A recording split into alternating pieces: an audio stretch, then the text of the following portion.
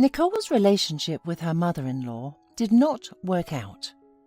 At first, she naively believed that she would be able to make friends with Mrs. Robinson and tried her best to establish contact with the woman. But very soon Nicole realized that all her efforts were useless because Samuel's mother would never be pleased with any woman near her son except herself. Mrs. Robinson was selfish and loved her son to the point of madness, and Nicole had to put up with that. Nicole herself grew up in a simple family. Her father was a tractor driver, and her mother worked at the post office. Nicole came to the city from a small village to get an education. In her first year of college, she met Samuel. At 18, she was already a serious girl. She knew what she wanted from life. To avoid asking her parents for money, she earned a part-time job as a waitress in a cafe. Nicole dedicated the rest of her time to her education because she knew that if she got an education, she'd be able to get back on her feet faster and live her life to the fullest. Samuel was a city boy, the only son of his mother, whom she raised alone. Spoiled by his mother's love and affection, Samuel nevertheless grew up to be a good-natured and well-mannered young man. When he saw Nicole at one of the student parties, he immediately fell in love with her. He was captivated by her modesty, proud, serious look, and self-confidence. Samuel immediately realized that such a girl should not be missed and immediately began to act. At first, Nicole tried to keep Samuel at a distance, but then, realizing that he was serious, she could no longer resist his advances. They began dating, and everything was fine until Samuel introduced Nicole to his mother.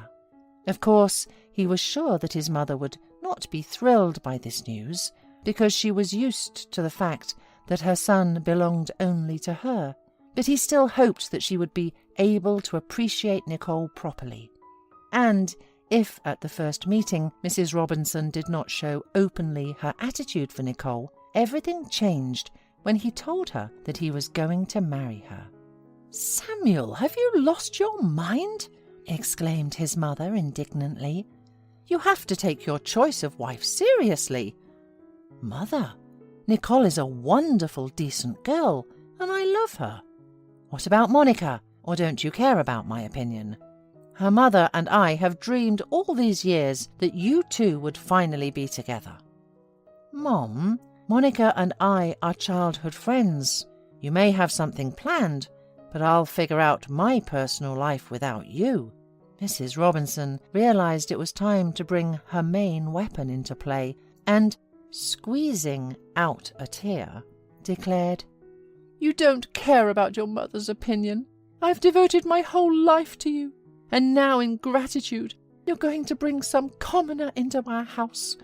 Do you even know who her parents are? No, son, that's not the bride I raised you for." Mrs. Robinson dropped her head in her hands and shook silently, imitating violent sobs. But Samuel had already learned all of his mother's tricks so well over the years, and knew that this was just a show. So he stood up and headed for the exit. Turning around, he said that he would marry Nicole anyway, and she would have to accept her if she wanted to be a part of his life. Samuel walked out, slamming the door, and Mrs. Robinson looked up with dry eyes and realized for the first time that her son had become an adult. The woman sighed and realized that she would have to put up with it. When the wedding day came, Mrs. Robinson went into her son's room, and seeing her handsome boy in his wedding suit, she couldn't help herself and tried again to talk to him. "Son, don't swear, but listen to your mother for the last time. Just be careful, always be on your guard. All these country girls are so sly. You can't even look back before you lose your apartment and money, or she cheats on you. You can expect anything from them. They're used to surviving. Do you understand me?" Samuel looked at her regretfully and said sharply, "Mom, that's enough.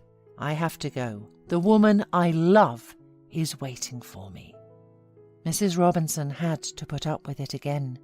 The whole time the marriage ceremony was going on, she sat with her lips pressed together, not uttering a word for the rest of the evening. After the wedding, the young couple began to live their lives, and Mrs. Robinson still couldn't calm down. Every time she came to their house, she tried to make a remark to Nicole, but she paid no attention, understanding that in this battle there would be no winners. Samuel saw all that and was grateful to his wife for her wisdom and patience. 3 years had passed, but Mrs. Robinson still could not accept the fact that her son had chosen a wife against her will. Finally, she found what she thought was a good reason to pick on Nicole. One day, choosing a time when her daughter-in-law was not at home, she came to Samuel to have a serious talk. "Look, son, it's been so long, and you still don't have any children. Do you realize that this is not normal? Your Nicole must be infertile, or just doesn't want kids." "Mum, don't start again. We just want to live for ourselves for now." "Ah, well, you know better than me. I was just asking." Mrs. Robinson hastened to end the conversation. From now on, she decided to act cunningly and not stir up conflict with her son, but the idea that her daughter-in-law didn't want children was firmly lodged in her mind. She began to have trouble sleeping at night, even losing weight, trying to figure out how to solve the problem. And then one day, lingering at her friend Ruby's house, Mrs. Robinson told her about her trouble. "Is that trouble?" smiled Ruby. "If your daughter-in-law's health is all right, we'll solve it quickly. I know a herb. You will put it in her tea. Tomorrow I'll ask my aunt the name because I forget." The very next day, Mrs. Robinson went to visit her son. At that moment, Ruby called her, and Mrs. Robinson locked herself in the kitchen so that her daughter-in-law would not hear the conversation. Nicole thought it was strange and, suspecting something amiss, went to the door to overhear the conversation. "Are you sure she'll get pregnant if I put this herb in her tea?" whispered Mrs. Robinson quietly. "Yes, it's been tested on my relatives more than once. It increases the general vitality, awakens sexuality, and most importantly, it is absolutely safe," explained Ruby. Nicole immediately understood what her mother-in-law was up to, and she was glad she could find out about her plans. When Mrs. Robinson told her that she had signed up at a fitness club near their house and would now come to their house every day for tea, she was not even surprised. The first day, Nicole noticed the woman slipping something into her cup. But Nicole switched mugs while the woman turned away, and did so whenever Mrs. Robinson visited. This went on for 2 months, and Nicole had a lot of fun watching the changes that were happening to her mother-in-law. The woman visibly became prettier, cheerful, changed her hair, smiled mysteriously, and constantly texted with someone on the phone. Finally, Samuel realized as well that something was going on with his mother. "Mom, what's the matter with you? You've changed so much lately." "What's the big deal? Isn't your mother a woman?" giggled Mrs. Robinson coquettishly and kissed her son on the cheek, leaving a bright red lipstick mark on his cheek. "It's just that I've met someone." Samuel rounded his eyes in amazement. He had long wished his mother had met a decent man on her path, a man she could devote all her energy to. Their neighbour Carl had been courting her for a long time, but Mrs. Robinson had never noticed anything, and now it turned out that his mother had finally opened her eyes and accepted his advances, deciding that her son had his own worries, and it was time to think about herself. What's more, they were going to get married. "Isn't it a little early?" laughed Samuel. "No, just in time," retorted the mother. "I want a real wedding, and then we're flying away for a month on a honeymoon." "So, that's great. We're so happy for you," said Nicole. Mrs. Robinson looked at her daughter-in-law for the first time with kind eyes and, smiling warmly, said, "Thanks, honey. Me too." The wedding was great. Mrs. Robinson was stunning in a long white, straight-cut dress. Her beautiful daughter-in-law and her beloved son were beside her. Nicole's parents were also invited. Mrs. Robinson finally saw that they were nice people, and she could not understand how she could not have noticed it before. After the wedding, the newlyweds went on vacation, and 3 weeks later the phone rang in their room. It was Nicole. She politely asked how the newlyweds were doing, but Samuel's mother could hear in her voice that she could hardly hide her excitement, and she was overwhelmed with emotion. "Is something happened, darling? Well, tell me," asked the woman excitedly. "You're definitely going to love it. We didn't want to tell you before until we were sure. I'm pregnant. It's 17 weeks already." It was a gift one could only dream of. The woman sat smiling, still not believing her happiness. "Nicole, finally! I'm so happy." "Wait, that's not all," laughed the daughter-in-law. "Are you standing or sitting there? You'd better sit down, because we are going to have twins." Samuel's mother was overcome with a flurry of emotion, and she raised her eyes to the sky, thanking the Lord for such a miracle. Nicole gave birth to absolutely healthy boys. Grandparents were constantly arguing about whose turn it was to hold their grandchildren and who they looked more like. Sometimes Samuel even joked that they purposely gave birth to two at once, otherwise the grandparents would not share one grandchild. One day the mother-in-law did tell her daughter-in-law about her special tea and her contribution to the birth of her grandchildren. But Nicole decided not to tell her the truth. The main thing was that everyone was happy in the end, and everything worked out as good as possible. Hola, suscríbete a Historias Vitales para no perderte nuevas historias. Mi esposa había estado trabajando en su proyecto especial durante 4 meses ahora. No era su proyecto personal, pero ella era la persona principal y responsable de su éxito. El proyecto estaba diseñado para salvar a su empresa, Bixler Enterprises. Los últimos 4 meses habían sido difíciles porque se vio obligada a trabajar duro. Era importante tanto para ella como para la empresa. Había una buena posibilidad de que Bixler Enterprises quebrara si el proyecto no se completaba. Sara tenía una licenciatura de Albrecht y un MBA de Wharton. Era la más inteligente de la familia. Yo empecé a trabajar como mecánico de autos justo después de la secundaria y después de 21 años seguía siendo mecánico de autos. No me importaba porque me gustaba el trabajo y pagaba bien. Era suficiente para pagar la universidad de Sara y criar a 2 hijos. No vivíamos lujosamente, pero estábamos bien. Los niños ya se habían mudado, y las cosas iban bastante bien con nuestros ingresos.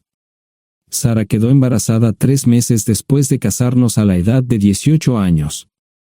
Durante los primeros años de nuestro matrimonio, vivimos con mis padres. Ellos tenían una gran casa vacía ya que 4 de mis hermanos se habían mudado. Eso significaba que teníamos una niñera mientras Sara completaba sus primeros años de universidad. Debido a 2 embarazos, la carrera de 4 años le llevó 6 años completarla. Fue difícil, pero lo logró. Siempre tuve trabajo y nunca me faltó trabajo extra si lo necesitaba. Después de que Sara se graduó de Wharton, alquilamos nuestro propio lugar. Tuvo ofertas de trabajo de varias empresas grandes, pero todas requerían que nos mudáramos. A mí no me importaba, pero Sara quería quedarse cerca de casa. Por eso decidió trabajar en Bixler Enterprises. Pagaba bien, pero lo más importante, le daba responsabilidad y la oportunidad de avanzar. Sara era una empleada trabajadora y dedicada. La presentación es el jueves en el Hotel Thyssen en Filadelfia. Tomé unos días libres en el trabajo para ayudarla según fuera necesario.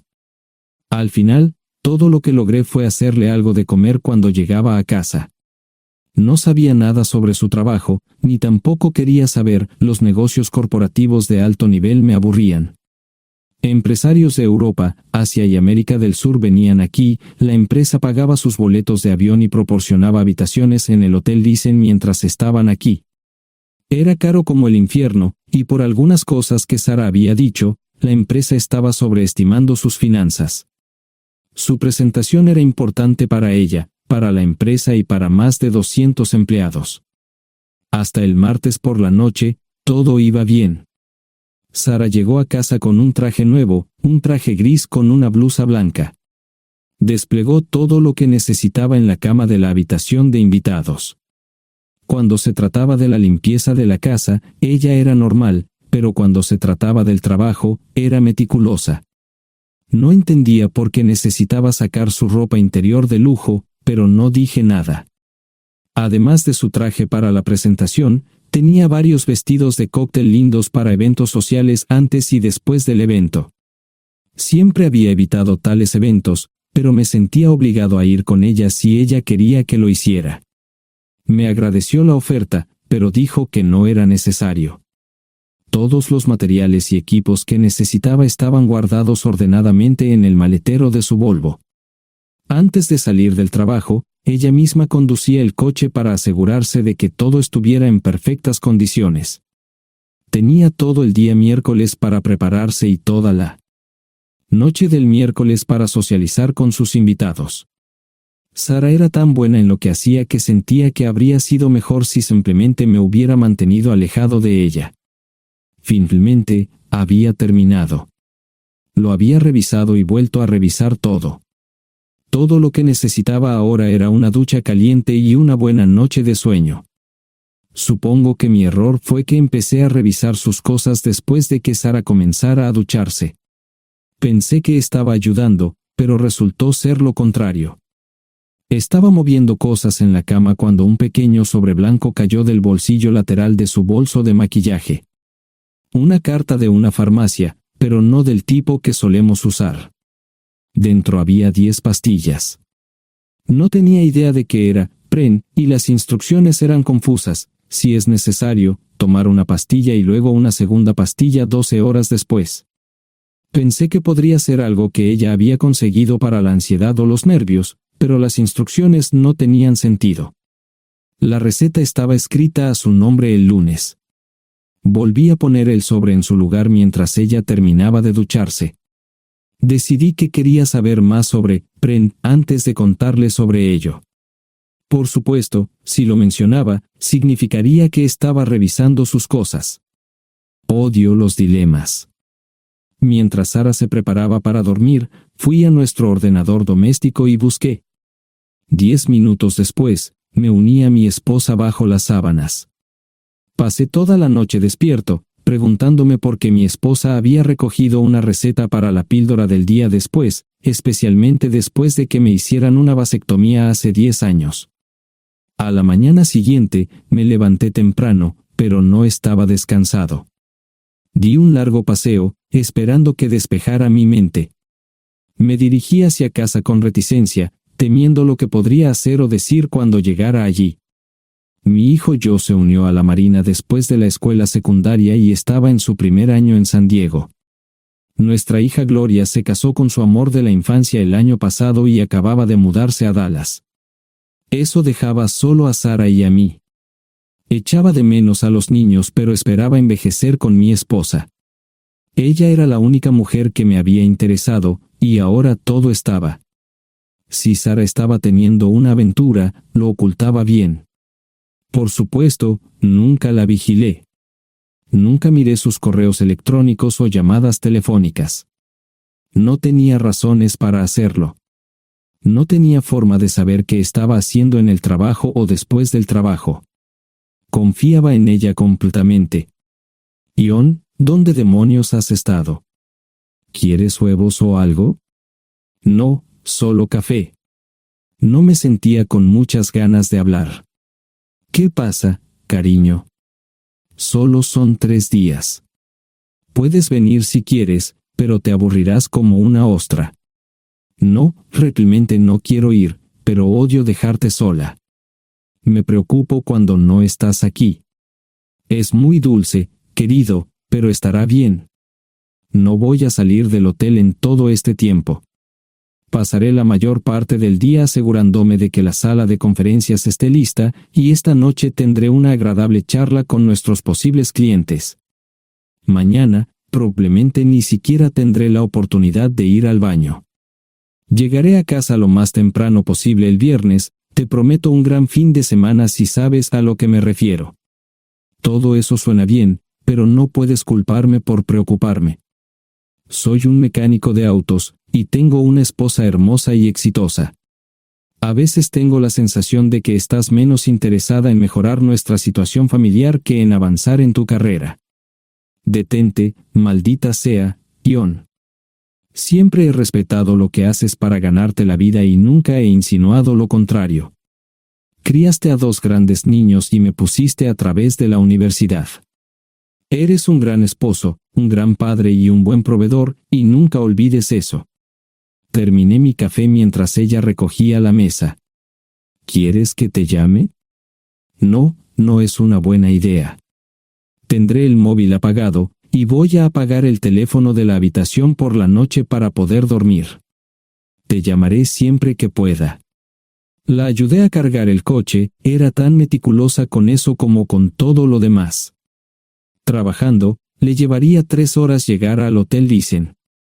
Me quedé en el porche y la vi marcharse. No me molesté en preguntarle por las pastillas. Pasé el resto de la mañana en el porche. No recuerdo haberme preocupado tanto como ahora. Me sentía pequeño e insignificante. Me sentía fuera de mi liga. Era un tipo de pueblo con un trabajo mediocre y una esposa exitosa. Era una combinación equivocada. Debería haberlo notado antes. Me sentía estúpido. El mejor traje que tenía era una chaqueta azul y un par de pantalones. Al menos tenía algunas corbatas, aunque tenían 10 años de antigüedad. Acababa de terminar de vestirme cuando sonó el teléfono fijo. Oye, cariño, solo quería avisarte de que llegué bien. ¿Tuviste un buen viaje? Supongo que el tráfico no estaba demasiado denso. Estuvo bien. Te llamaré esta noche. Ahora tengo que irme. Estoy en la habitación 714, Sara. Puedo estar en casa de mis padres o en la de mis hermanos esta noche si quieres llamarme a mi móvil. De acuerdo. Suena el teléfono móvil. Te quiero, tengo que irme. Me tomé mi tiempo para llegar a Filadelfia. No fui directo al Lysen, primero me detuve y compré un filete con queso. Prometí hacer una larga noche. No estaba seguro de qué iba a hacer. Estacioné en el garaje del hotel y simplemente esperé. Tarde o temprano, tenía que entrar en el hotel. Simplemente no podía decidir cuándo hacerlo. El sonido de mi teléfono celular me ayudó a tomar mi decisión. Ion, solo quería avisarte de que todo se ha arreglado. Ahora voy a bajar para encontrarme con algunas personas y cenar. No olvidaste nada, ¿verdad? No, todo está bien. Tengo todo en mi habitación para mañana. ¿Necesitas algo? No, Ion, relájate. Voy a apagar mi teléfono. Te llamaré mañana por la mañana. ¿De acuerdo? Ríe, diviértete. No es divertido, Ion, es trabajo. No parecía estar demasiado fuera de lugar. El vestíbulo, el restaurante y las salas de conferencias estaban llenos de gente, así que pude pasar desapercibido. Había un folleto pequeño y bonito que mostraba el diseño de todas las habitaciones del hotel. Me paseé por las diferentes habitaciones y me detuve en las paredes, mirando alrededor entre la multitud. No tenía ni idea de qué haría si Sara me veía. Lo averiguaría si y cuando eso sucediera. Encontré un tablero de eventos que enumeraba todas las habitaciones que estaban siendo utilizadas por los diversos grupos. Bixler Enterprises no tenía habitaciones disponibles para el miércoles por la noche. Esto me pareció interesante. Sara había dicho que no iba a salir del hotel, pero ahora no estaba tan seguro de eso. Había 3 comedores, familiar, informal y de alta cocina. A Sara no le gustaba mucho cenar con niños, así que fui primero al comedor informal. Solo me llevó 5 minutos asegurarme de que no estaba allí. Tuve mejor suerte en el salón gourmet, era una acogedora mesita encajada en la esquina, el tipo de mesa que la gente reserva para tener un encuentro privado. Sara llevaba un vestido de cóctel negro con un escote pronunciado y perlas, se veía elegante y su acompañante parecía apreciarlo. Conocía a algunas personas con las que trabajaba Sara, y él no era una de ellas. Me resultaba familiar, pero no había forma de que pudiera recordarlo. Había muchas sillas libres, así que no tuve problemas para cruzar la sala. Había velas y pequeños candelabros de cristal en las mesas. Apagué la mía y le dije al camarero que me molestaba por el glaucoma. Pedí el plato de pollo de siempre y me acomodé. El camarero me sirvió el café por tercera vez. Disculpe, el tipo en la mesa de enfrente me parece muy familiar. ¿Sabes quién es? Sí, ese es Malcolm Eugene Foote.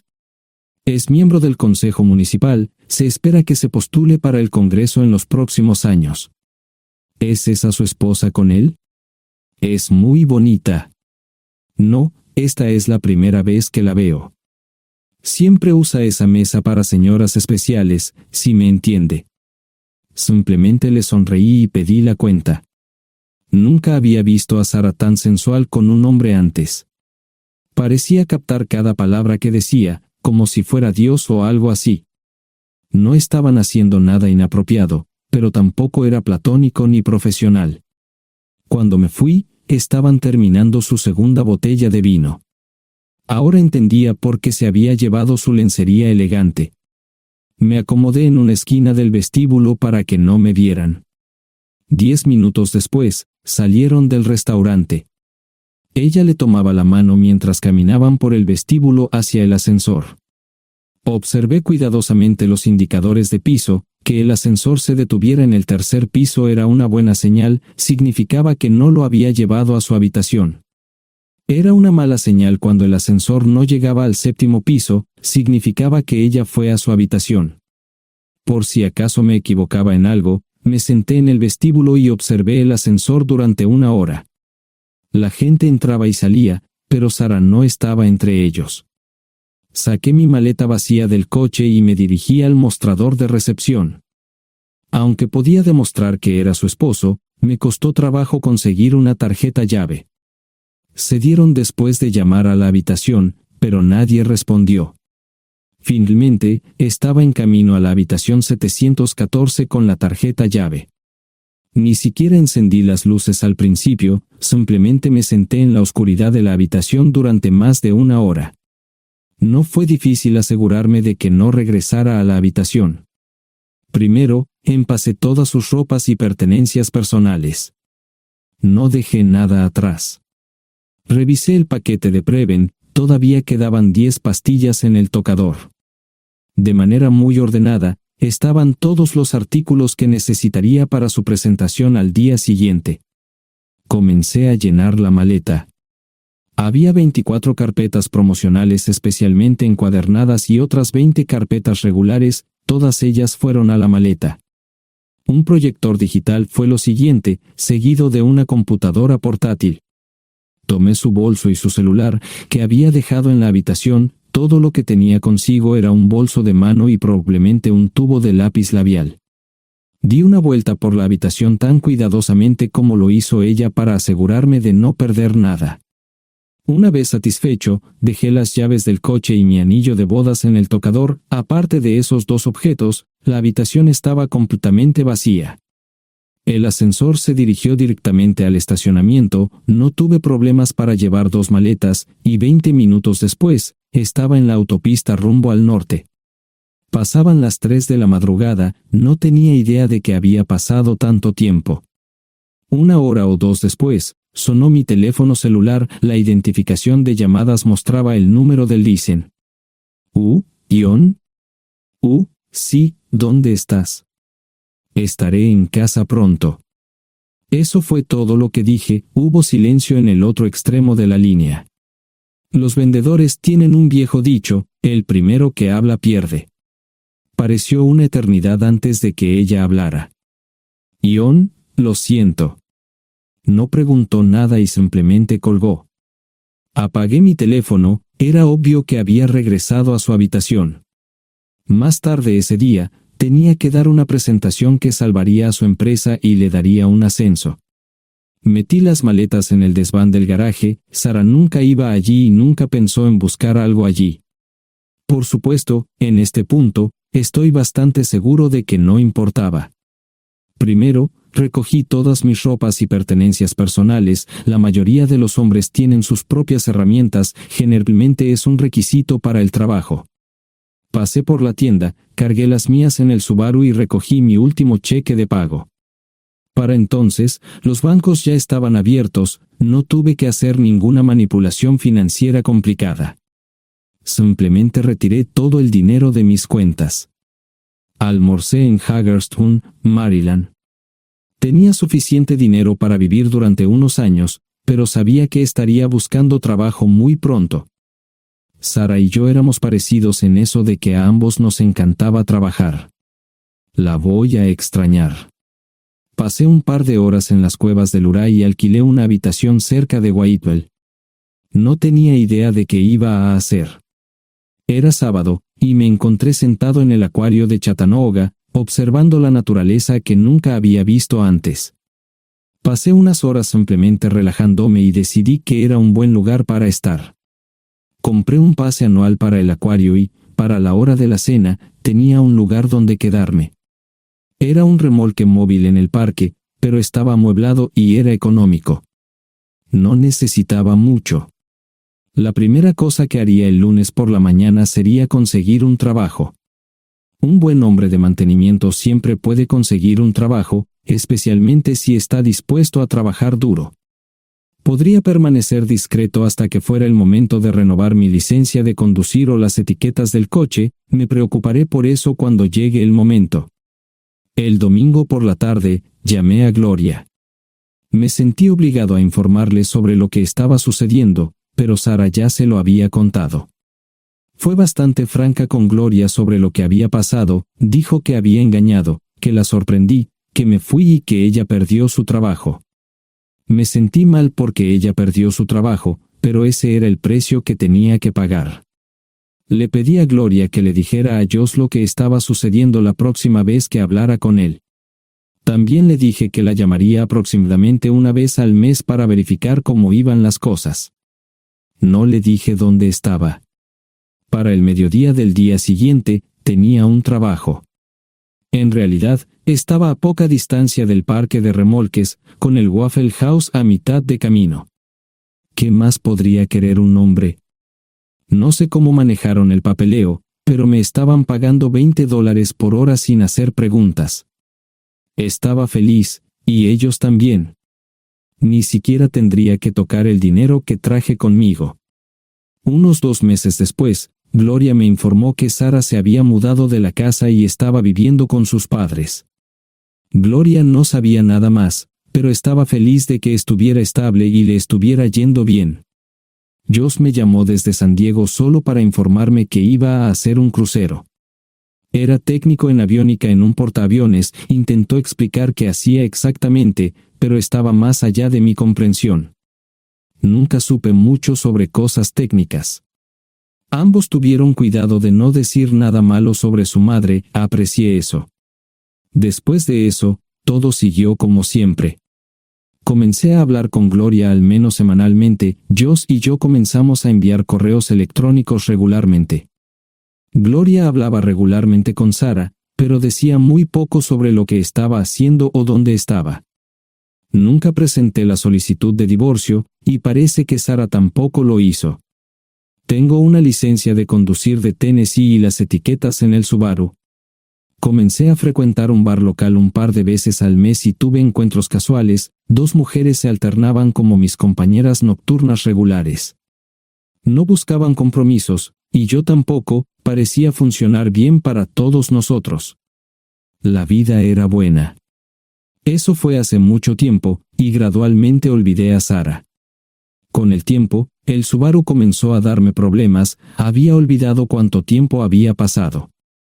Tenía más de 200,000 millas. Estaba reflexionando sobre esto con una jarra de cerveza un día cuando me di cuenta de que habían pasado casi 5 años desde que me fui de casa. Mantuve un contacto cercano con ambos hijos. Gloria ya tenía 2 hijos propios en este momento y quería que los visitara. Josh casi se casó con una mujer tailandesa, pero en el último momento, se negó. Por lo general, trabajaba 6 días a la semana y usaba el domingo para recuperarme del sábado por la noche. No había ninguna buena razón para que alguien llamara a la puerta de mi remolque a las 6 de la mañana de un viernes. Su grosería fue recompensada por un hombre medio desnudo abriendo la puerta. Los calzoncillos del día son repugnantes, y la dama en la puerta, juzgando por la expresión en su rostro, estuvo de acuerdo conmigo. Ella apartó la mirada, pero su compañero no parecía impresionado. Norm habría usado pantalones, pero en un momento como este, los invitados me molestaron. Estamos buscando a John Terrell. No los conozco. Me llamo David Simmons, y esta es mi esposa Mara. Tenemos un problema y esperamos que nos puedas ayudar. Lo siento mucho, no trabajo a altas horas de la noche. Si necesitan algo relacionado con su auto, tendrán que ir a la tienda. Esto provocó varias miradas en blanco y finalmente una respuesta. No tiene nada que ver con tu trabajo, es más un problema personal. ¿Podemos entrar? El interior del remolque lucía desordenado. Rara vez tenía invitados, así que rara vez lo limpiaba. Incluso mis novias insistían en que fuéramos a su lugar. Hagan como en su casa, déjenme ponerme los pantalones enseguida. Al entrar en el dormitorio, dejé la puerta abierta solo para mostrarles lo hospitalario que soy. También me puse una camisa. ¿Les gustaría tomar café? Solo tomará unos 10 minutos. Aparté algunas cosas del sofá para que pudieran sentarse. No hubo respuesta a la pregunta del café. Tenemos una hija adoptiva de 4 años y otra de 2 que necesita un trasplante de médula ósea, y esperamos que nos puedas ayudar. Estamos dispuestos a pagarte si es necesario. ¿Con mi médula ósea? No, queremos usarla y estamos dispuestos a compensarte por cualquier inconveniente. Creo que quieren comprarla. Estaba actuando como un listillo, y de repente me di cuenta de ello. Estas personas eran serias, tenían un problema real y estaban buscando ayuda. Lo siento mucho, no quise interrumpir. Por favor, continúen. Nuestra mejor oportunidad de encontrar un donante es un familiar cercano. Eres nuestra mejor esperanza. Mira esto. No quiero ser un grosero, pero creo que se equivocaron de persona. ¿Cuándo nació su hija? Cumplirá 5 años en julio. Marcia Simmons habló por primera vez, y sonó sincera. Odio ser el portador de malas noticias, pero me hice una vasectomía hace 15 años. No hay forma de que pueda ser su padre. ¿Por qué tu nombre estaba en el certificado de nacimiento? No puedo responder eso, tal vez deberían preguntarle a su madre. Esa afirmación fue recibida con silencio.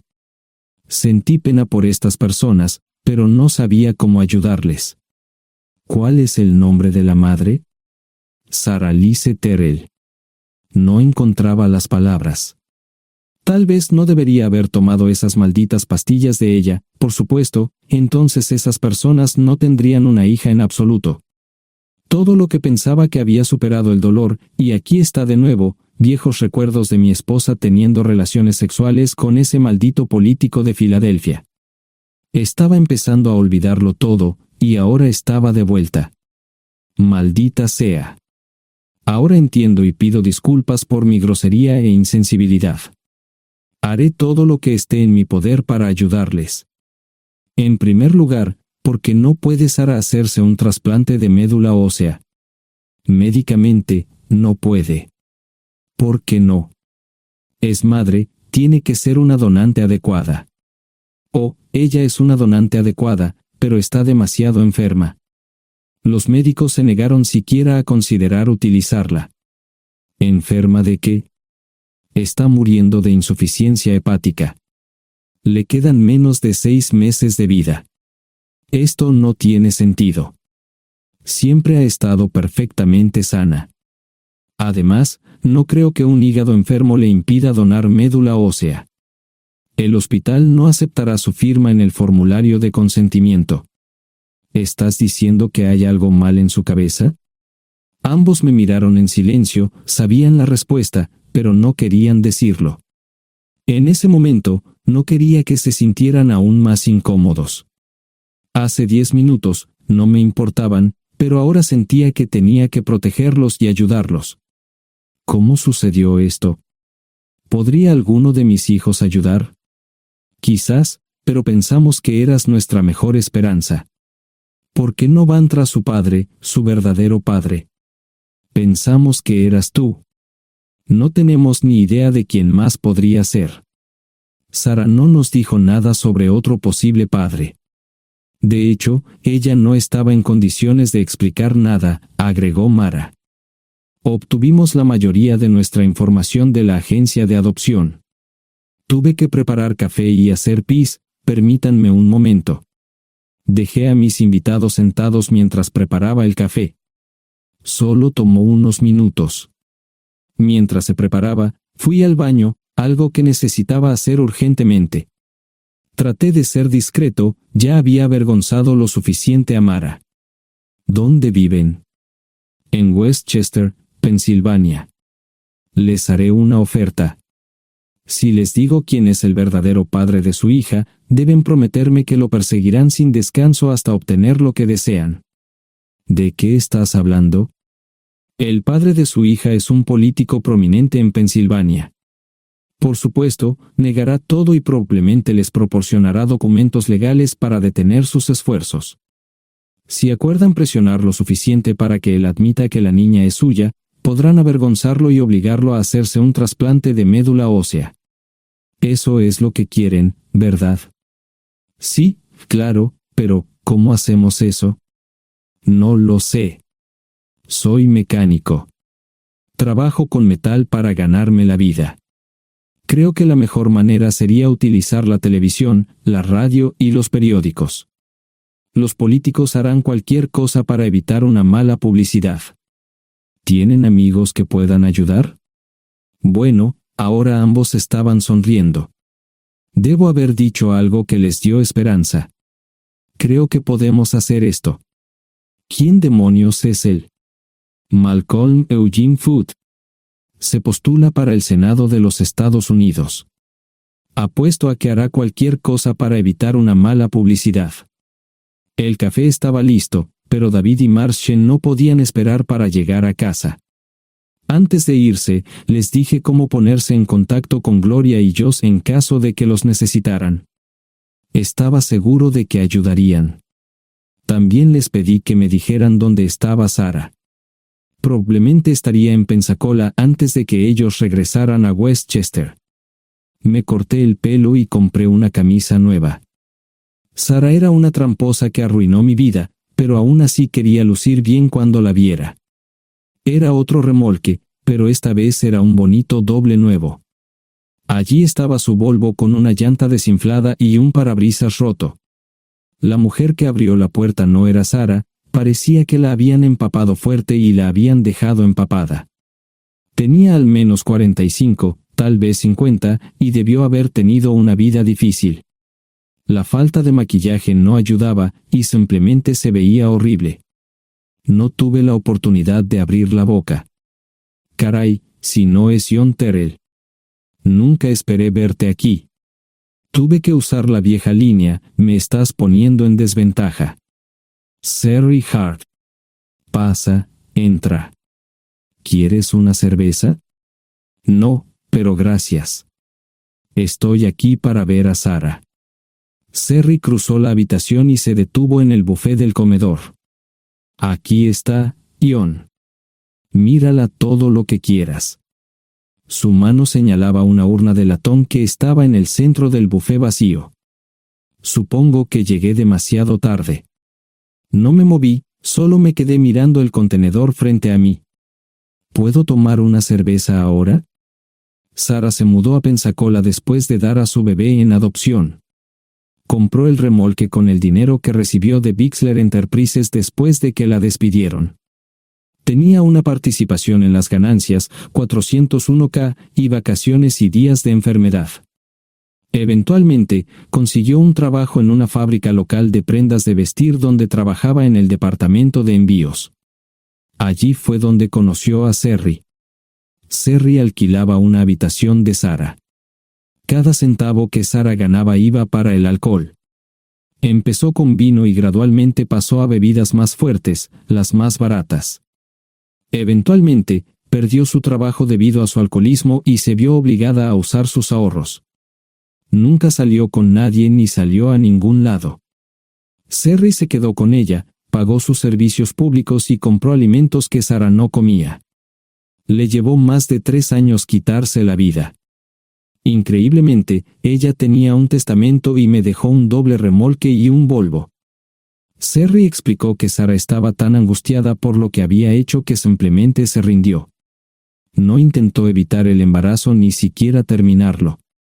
La adopción se había arreglado meses antes de que naciera el bebé. Nunca volvió a trabajar, excepto en los trabajos clandestinos que hacía mal. Sherry dijo que Sarah no parecía tener ambición ni propósito en la vida. Sarah hablaba mucho de mí pero tenía miedo de intentar contactarme. Gloria le dio mi número, pero nunca me llamó. Era como si su aventura de una noche la hubiera lastimado más a ella que a mí. Estuve allí durante 2 semanas y luego vendí el remolque de Sherry por $1 y obtuve $3,000 por el Volvo. 2 días después, estaba en Westchester visitando a mis nuevos amigos David y Marche. Malcolm Eugene Foote resistió al principio, pero David y Marche lo presionaron hasta que cedió. Insistió en pruebas de ADN, que demostraron que era el padre. Para salvar la cara, más o menos lo obligaron a someterse a un trasplante de médula ósea, que fue exitoso. La carrera política y la vida familiar de Malcolm no dejaron una impresión favorable. Su caída en las encuestas fue tan rápida que el partido lo reemplazó por otro candidato unos meses antes de las elecciones. Su esposa solicitó el divorcio y fue muy pública al respecto. Sarah y yo estamos viajando ahora a Dallas para ver a Gloria y a mis nietos. No sé cuánto tiempo mantendré a Sarah conmigo, probablemente hasta que tenga a alguien.